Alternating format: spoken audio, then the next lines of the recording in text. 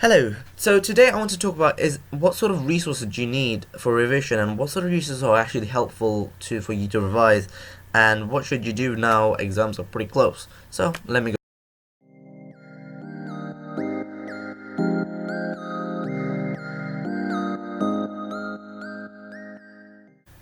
Firstly, I would say is get old exam books. Um, Old exam books tend to have quite hard questions. They tend to push you more. They tend to have a lot more breadth and depth into it. So this allows you to have a concrete knowledge on that subject. So, for example, for chemistry or in biology and physics, I have a certain book I use, and this is by the Oxford book. This is by It was published by Oxford. It's a quite thick book, but the book goes through everything on chemistry, everything on biology, and everything on physics. Right? If you know everything you need to ever know, then it doesn't matter what sort of question they ask you, you pretty much know how to answer. Now, there is flaws of this thing. It's only if you're able to do it. If you haven't started doing it, I would advise you not really to start doing that. If you've already started using quite a thick book and going through it, then that's fine. Keep going through it and chug through it. One page at a time. Just keep it going, right? And to make things faster, the best thing to do is literally just answer the questions at the bottom of the page, and as long as you have a general understanding of that topic, you should be fine. Alright, some of the topics might be something you don't really need to know. So, like for me, I was reading up on C4 plants and C3 plants and CAM plants, which are different types of plants on photosynthesis, which you don't really need to know for the exam boards or anything. So it was pretty much not useful knowledge, but that sort of knowledge actually helped me to learn about respiration. I'm not doing A2, but I did revise two of the topics in A2 because I follow this book, and I follow this book strictly. Because this book really helps you to actually have a depth and breadth of everything, and having that will enable you to get pretty good grades. What else should you do? Watch YouTube videos. YouTube videos are amazing, and using a book like this, say the book I've used, if you go through page by page and you don't understand a certain topic, sometimes reading is not great. Like for certain things, like I'm not sure what's actually happening. So for me, it was about the hexagonal closed packed system. So the shapes of molecules, and not shapes of molecules. I mean the ways in the molecule is structured, so the lattice structures and things like that. So you have things like coordination numbers, and this is going quite a few bit jargon, but these are just how many particles there can be on side to side, and I couldn't really imagine how it was. So when I watched a YouTube video, I was like, oh, so that's how it is. And these aren't in the examples anymore, but it's quite interesting for me to learn, and YouTube videos help me to understand it better.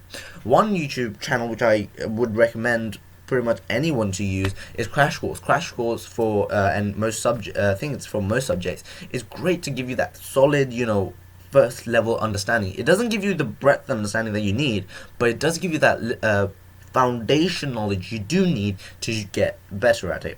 Khan Academy is also a great website to use, but it's more of an American base, but you can find certain topics that will help you to understand it, and I know most people probably use Khan Academy. Also, I would advise you to do past papers. Past papers are good, and pretty much it's past papers that will get you the grade at the end, because past papers and practice questions. Past papers, the thing is, exam boards have a specification, so they can only give you questions on that spec, right?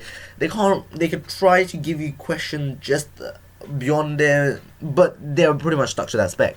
So therefore, the questions they can ask are pretty limited, right? The only questions that tends to be quite difficult are maybe mathematical questions, where they can change the numbers up and it can make it quite difficult. But in terms of more of this, in science side, the history, in terms of science, any sort of recall-based subjects like psychology, a lot of things is if you memorize the mark schemes, you pretty much know what to answer. All you have to do is twist the mark schemes for specific questions, so you know how to answer that question, but you have to be able to identify questions that is correlated to. So sometimes there might be questions which you have literally no idea, but and the best thing to do is break things down. I think I made a video, check on my YouTube channel, on like how to answer exam questions. I will check that, but if I haven't, I will probably make a video on that.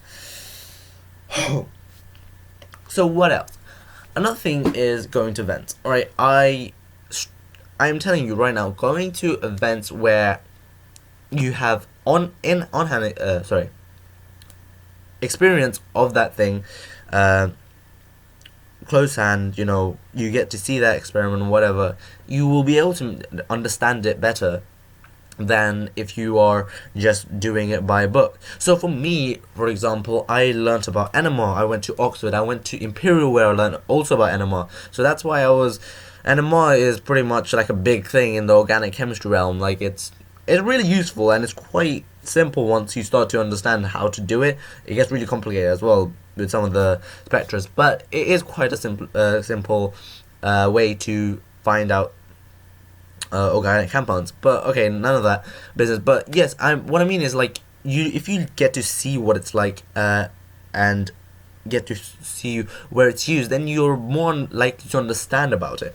Another thing is about the photoelectric effect. So I was using dyes at Imperial, where those dyes were used to make fuel cell, used to make batteries, and solar energy. Solar energy is becoming a big thing, and it's the next big thing really that's coming out, and it's getting more and more efficient. It's getting better, So add to that. So that just kind of shows you like how much knowledge you can get out of going to different events.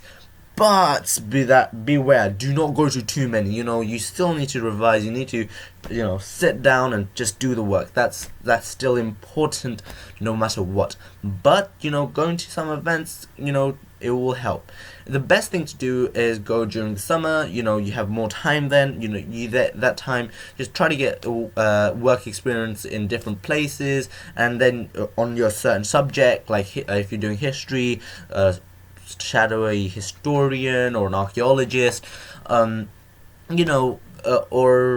if you're doing medicine, shadow a doctor. If you want to do a science-based subject, shadow any sort of lab work. The best place to do is like email them, go on LinkedIn, go on Twitter, anywhere where you can literally stalk the person and find out if their email, and just email them if you can get some work experience with them. Literally, you're pretty much you just have to be an A-class stalker, and you will be able to get some sort of work experience from somewhere.